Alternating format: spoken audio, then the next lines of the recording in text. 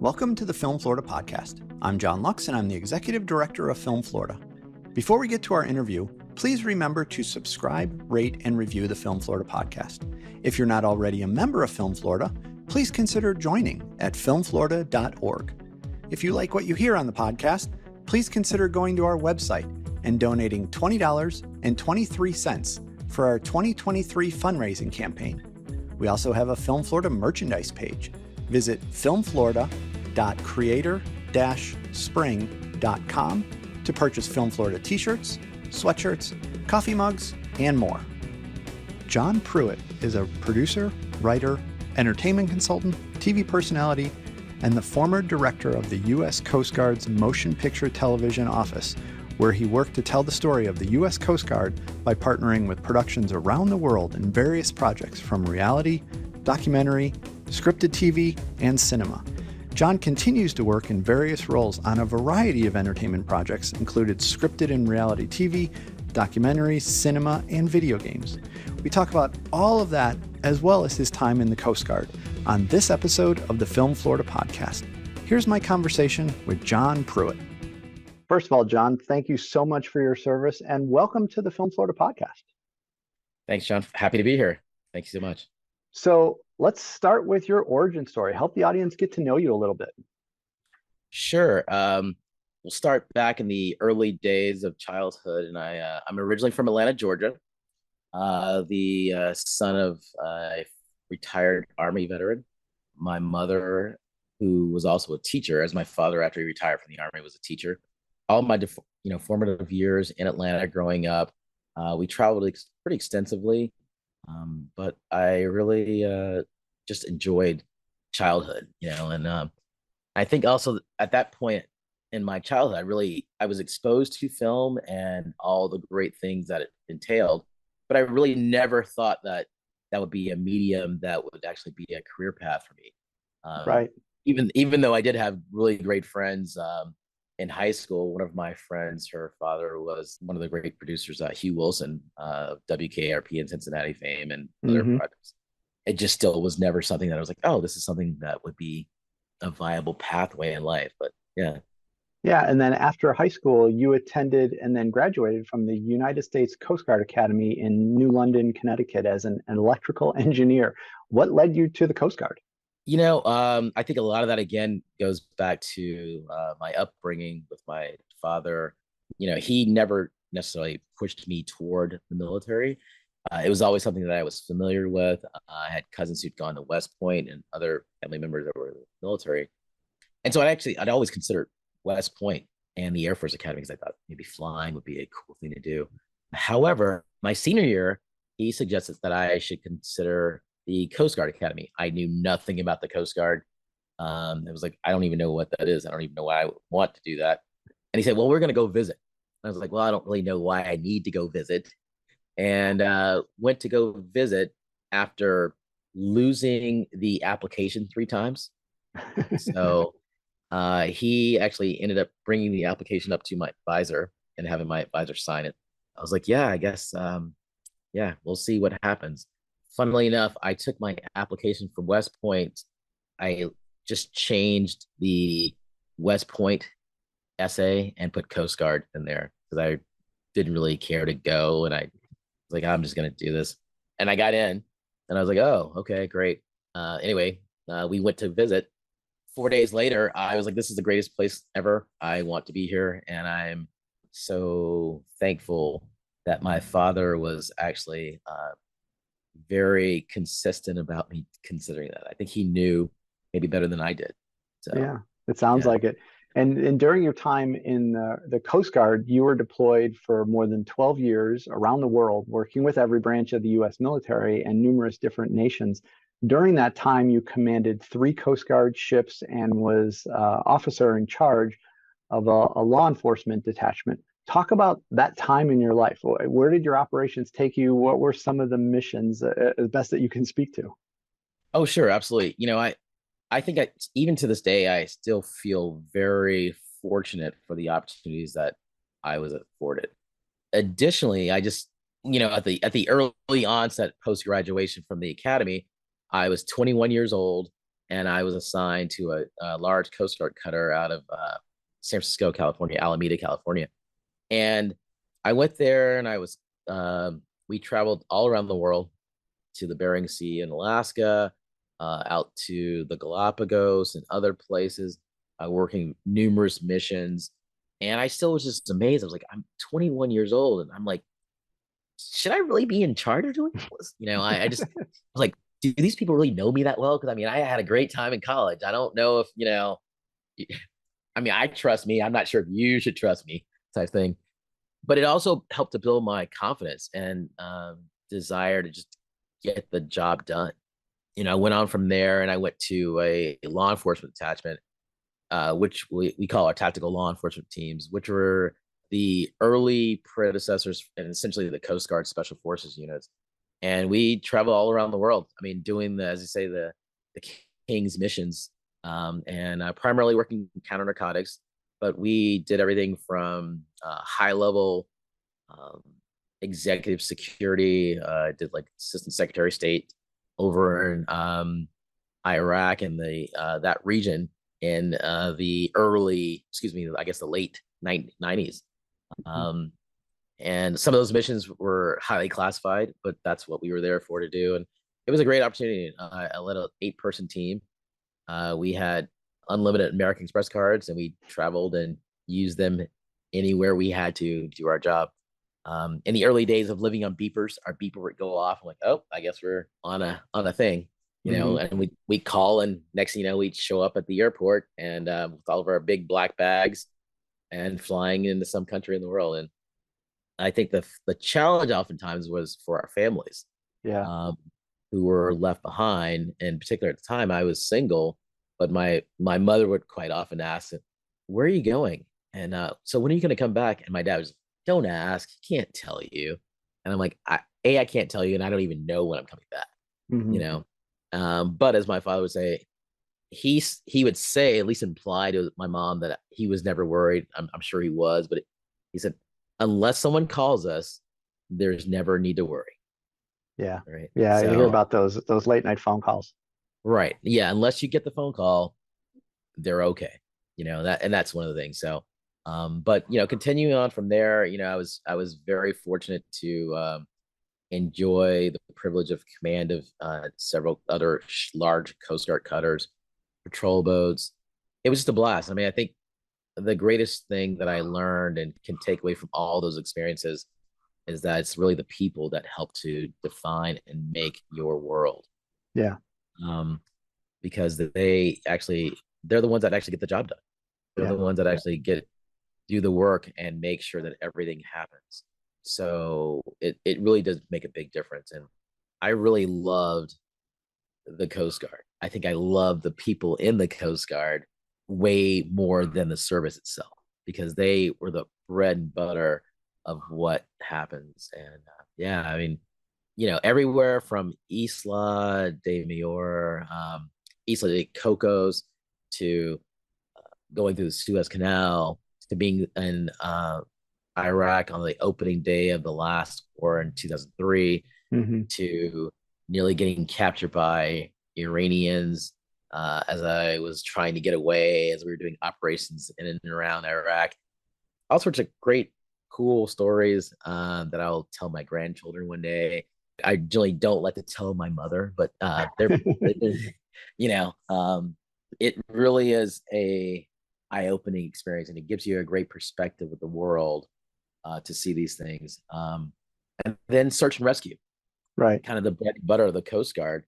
And I'll say the story that always kind of resonates in my mind and kind of defines a lot of the things, and that it's worth it to do the job that we were doing, was when I was the captain of a patrol boat out of San Diego. And, it's 2 or 3 o'clock in the morning, and I get a phone call in my cabin from my executive officer, the number two. And he says that we've gotten a Mayday call, and he only heard like one or two words: Mayday, Mayday, we're sinking, and help, basically. And the person passed on their position, and I ran up to the bridge to find out what was going on. I get to the bridge, and he said that the person passed their position, and but he didn't think they were in that position. And instead, he thought that they had transposed some numbers and he thought they were about 50 miles in the opposite direction. And I was like, really? Hmm. Okay. I trust you. Hmm. We'll go with what you said. All right. If you looked out the window, you would see numerous other ships. Particularly, we're off of San Diego, so you'd see other Navy ships, even the early hours of the morning, and they're all sprinting toward the other position. And you can see them all on the radar. And we're the only ship going the opposite direction. We're going west, and everyone else is going east. In the back of my mind, I'm going, I hope this works out because otherwise, my bosses are going to go, you didn't do the right thing there because you obviously went the wrong direction. I continue to go on with that theory, but I trust the people that work for me. And this gentleman, truly one of my best friends. Still see him and talk to his wife and family, and it's like, yep, we're gonna do it. And we went completely opposite from everyone else. Started searching, searched for about an hour, and we found a father and his son-in-law floating in the ocean on a moonless night amongst the debris of their 50-foot cabin cruiser that sank. Wow. How we found them, I would say they are truly the luckiest people in the world because they shouldn't have been found. And they wouldn't have been found if it hadn't been for the competence and excellence of that officer, the competence, excellence of the crew. And I won't even say my own competence, but actually my willingness to trust my people implicitly. Wow. And it was the greatest day. We avoided irrevocably changing the lives of a family. Yeah. What more could you Yeah. ask for? And now, after your time with those missions, did I read right that in 2008 and 2009 you were a special aide to the President of the United States? I was actually. That was also a very, again, as the boy coming from Atlanta, and looking at the things that my father suggested I consider, I would have never thought that working at the White House would have been even as part of that agenda. Hmm. And I couldn't have planned that story any better if I had tried. But I was fortunate enough to be, selected to work at the White House as a social aide for the President of the United States. And what a great opportunity! I mean, it really was to see behind the curtain. Yep. And I worked for the last year of George Bush and the first year of President Obama, and Okay. just loved it. There was also a time I'd say it was very busy. Obviously, working in the White House when you're doing Yeah. all these things, and I remember one day going into the White House, and I was like, "Oh gosh, I can't go to the House again today. So tired." And then I had to go, "Hey man, what am I complaining about?" I'm like, I'm literally going to go work at the White House, like, and sometimes you have to put things in perspective, right? And of what Yeah. really matters and how those things play out for you. And I'll say, out of that entire opportunity, the greatest part of it was that prior to my departure, we were able to bring a family member in to come in to meet the president, sit down, with the president, and I was able to bring my mother in to sit down and meet with President Barack Obama Wow. in the Oval Office, and we had photos taken, and she absolutely loved the opportunity to have the photo taken and to meet the president. And they sent her a photo, a signed photo just for her to her home. And I think she carried that photo around in a bag, her large bag that she carried with her for about 2 years. She brought it to church with her and took it everywhere. And like, oh, my son and the president. And we went to the Oval Office. And I think all that was worth it just for that opportunity for my mom. Yeah. You know, The perks of the it, job, right? the perks of the job, and it was, and it really did put in perspective that it is really about others sometimes, Yeah. and that was it. And she got to meet Michelle Obama also while she was there, and I think that culminated such a great thing. So all the work that I'd done before that, I guess, culminated to the fact that my mom was able to meet the president, which was great. Yeah, that is really cool. And now, Yeah. after your time in the Coast Guard, you worked as the director of the U.S. Coast Guard's Motion Picture and Television Office in Los Angeles, California. And you worked to tell the story of the U.S. Coast Guard by participating with productions around the world in various projects from reality, documentary, scripted. How did you find your way from being a commander of the Coast Guard and working in the White House to the entertainment industry? So that job was actually my last active duty job in the military. Okay. Um, but how I got that job was about 18 years before. I'd had a boss that when I was working counter narcotics, great guy. Well, he turned out to be the person that had the job before me. Ah, And he called me up, and I hadn't talked to him in years. And he said, "Hey, I would like you to come here and take over and run this office." And I was like, "But I'm not really the guy. I don't really know." He's like, "No, no, no, no. You're the guy." I'm like, "But," and he's like, "No, you're the guy. I want you to come here. I've had other people apply, but I'm like, I didn't apply." He's like, "Yeah, it's okay. I want you." He's like, "Just say yes." I'm like, "Okay, sure." He knew better than I did, right? And and I think that relationship, even though we hadn't necessarily continued to cultivate it for nearly 2 decades, he'd seen me throughout my career, and I think he felt, and I applaud him, that I would be the person to help usher in a new change and help to develop and lead the organization in a way that it needed to. So that's how I got there. Done numerous interviews, sometimes just by happenstance, other times because they're like, "Hey, John, come here. We want you to go and interview with Discovery Channel." And I'm like, "Oh, okay, sure." Um, so I had some experience, I guess, all in front of the camera. hmm But I really enjoyed, and I found that I really loved working behind the camera. It really is just, it sparks probably a lot of that military-esque coordination kind of comes into play. Yep. And it really kind of like, oh, this is actually really cool. So things come full circle, weirdly Yeah. enough. Yeah. Well, when you're in this position, take us through the process high level. Someone wants to incorporate something from the Coast Guard into their project. What's the process? How does that work? It's a relatively simple process, actually. The biggest thing is that individuals come to the Coast Guard's film office, which is here in Los Angeles, California, and you can meet with one of the specialists. And they're great guys, truly great people to work with. They will answer all your questions and walk you through the process. But getting back to the process, you start out with your idea, your concept, and it can be completely fleshed out, or it can be a rough idea of, we think we want to do something. Could you help to point us in the right direction?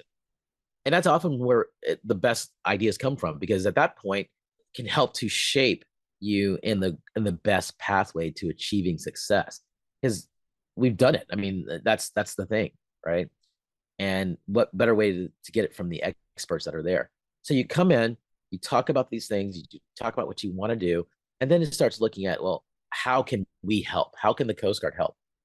And you look at other things like, well, we'd love to have maybe people on camera. We love to have maybe use of assets, even locations and things like that that we could use to highlight and tell a story. So at that point, the biggest issue that comes up on the fulfillment of that request is whether or not it will have a positive impact on the Coast Guard. hmm And what that means is that there are great stories out there, right? And some of them do portray people in the Coast Guard and other military services in a positive light. Others sometimes don't.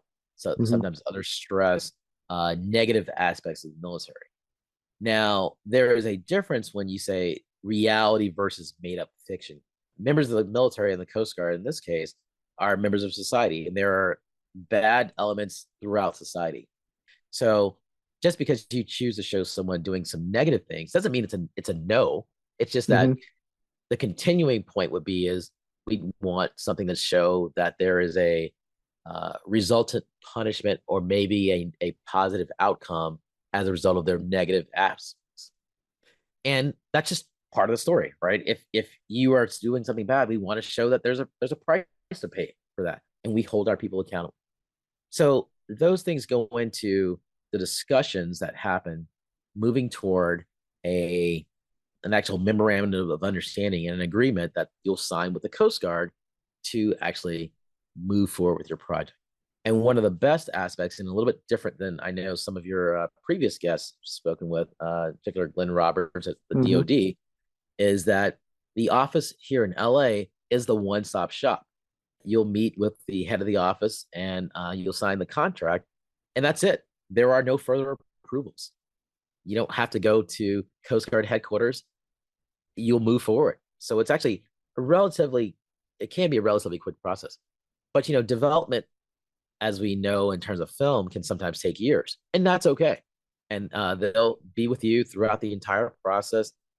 And one of the greatest things is that people will find is that the best form of production value is real things on screen. Right. And that can be people, that can be assets, helicopters, boats, etc. I mean, everything from movies like Clear and Present Danger to even the latest Jack Ryan, where you'll see those assets on screen. And you're really just kind of like, wow, how did that happen? And it really does help to make a major impact. You mentioned something there that I wanted to ask about. Talk about the challenge of incorporating uh, the real life United States Coast Guard into a completely fictional story. Like sometimes in a fictional story, it's fictional, but you still want to portray the Coast Guard in a realistic or real way. Talk about that kind of like tug of war of like, oh no, this is just a made up story, but you guys in the Coast Guard are like, well, I understand that, but we still need to be like accurate about things. Talk about like those conversations. Sure. Well, and that's a great point, because I think that's, as I say, taken from the headlines, or taking those real aspects. And how do you translate? Well, that's one of the aspects of what you come to the office to do. You talk to the people there. How do you incorporate the reality into telling a story, right? Hmm. Well, it is tricky, it is complicated, but it's completely doable. And how do you get there is because you work through the nuances of the story, right? It's how you could even say the Coast Guard or its equivalent service on the moon or in space. How do you get there? Because there's aspects of that story that still relate to the true Coast Guard forces, right? Okay. Everything from the rank structure to how organizations work to the lingo to the jargon, all those things come in. And yes, it may be creatively different than the reality, but it still tells the same story, right? And I think also one of the amazing aspects is that the service itself is a lot broader than oftentimes creatives understand initially going in. So when Okay. they propose an idea that says, well, we'd love to have a Coast Guard person chasing someone down the streets of Miami, I know that's not really what you guys do. And then we go, well, actually, sure, that actually is exactly what the Coast Guard could do. Hmm. And they go, how could you do that? Well, you may not understand. There's an aspect of the Coast Guard organization where we're able to conduct federal law enforcement anywhere where federal law enforcement is able to be enforced, giving the broadest reaches of authority of any organization in the world. So yes, Coast Guard people can enforce federal laws off the coast of Iraq or on the streets of Miami. Hmm. That's Yeah. interesting. I certainly didn't know that. Now, last season, you had mentioned we had Glenn Roberts on the podcast from the Department of Defense.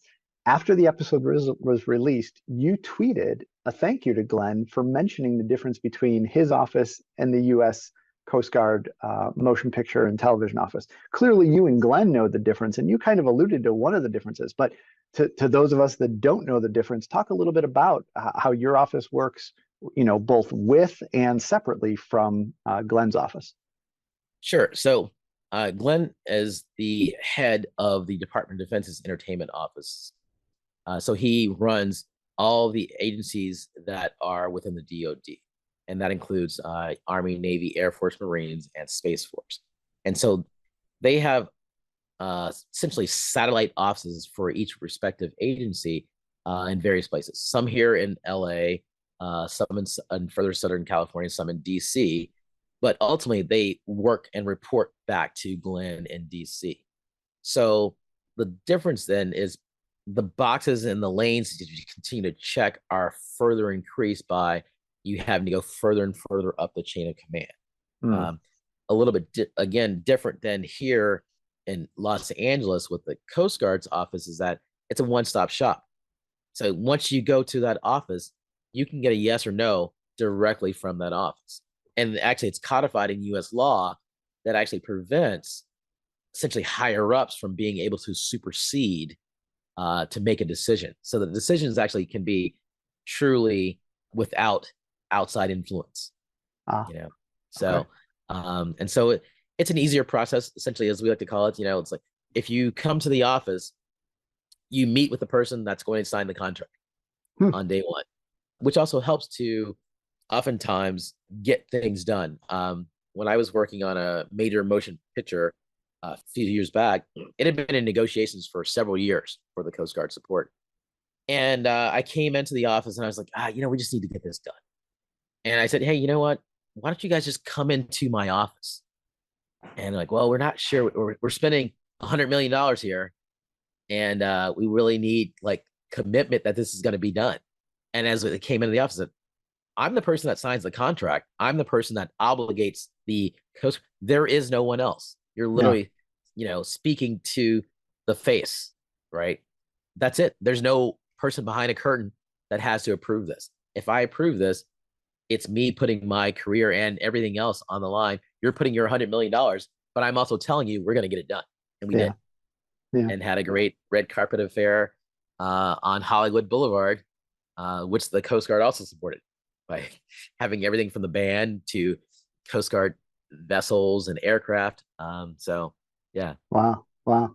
And if I read correctly, when you were in the office, you crossed administrations in your role. So your office isn't Democrat or Republican, but did things ever get political when it came to a specific request, or a response from the Coast Guard of how they were being portrayed? Does that ever get political?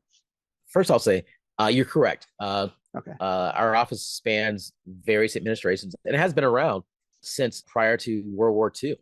And we insulate ourselves from those political aspects so that we can actually tell the truth, right? And we can help out to tell the truth, right?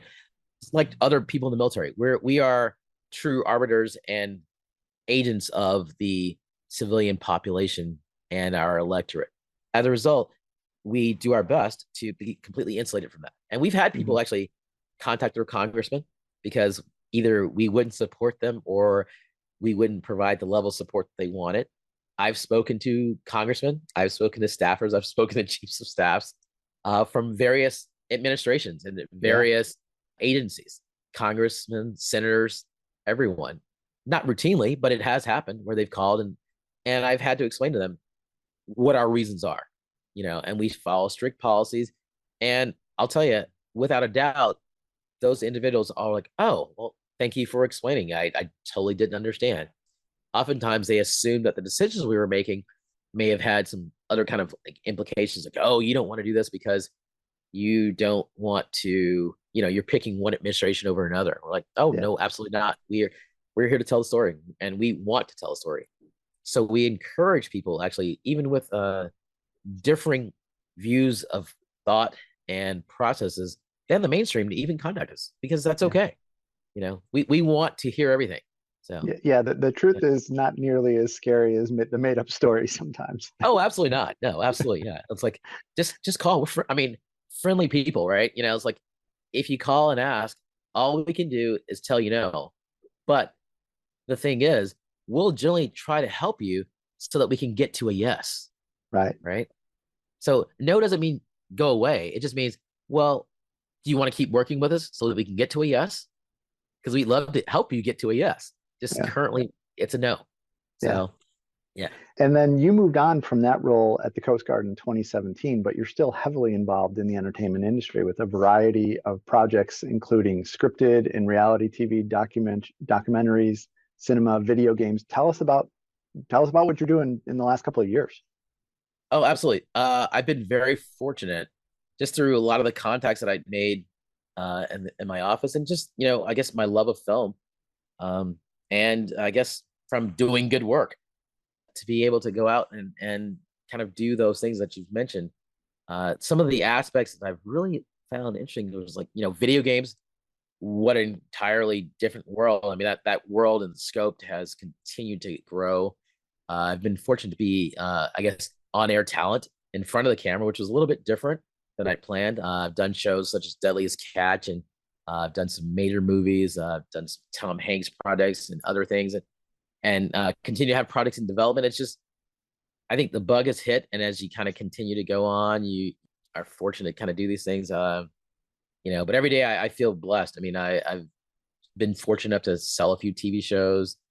I've been able to join the Writers Guild and a few other guilds, and it's not without hard work. And I think a lot of it too, I feel very happy and fortunate that I know so many people that have been working in this industry way longer than I have.